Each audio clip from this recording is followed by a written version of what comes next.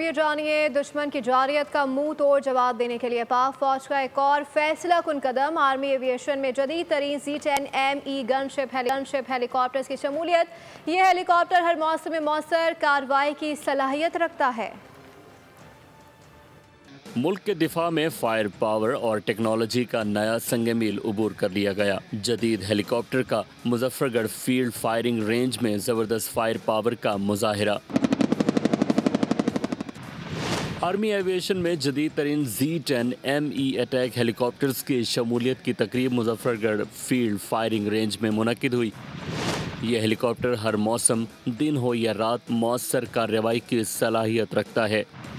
जदीद radar, electronic warfare systems और ताकतवर असलहे से लैस जदीद हेलीकॉप्टर पाक फौज के फ़ज़ाई और ज़मीनी अहदाफ को निशाना बनाने की सलाहियत में नुमायाँ इजाफा करेगा। तकरीब में हेलीकॉप्टर ने फायर पावर का भी ज़बरदस्त अमली मुजाहिरा पेश किया। सब्सक्राइब करें और बेल दबाएं ताकि कोई खबर रह न जाए।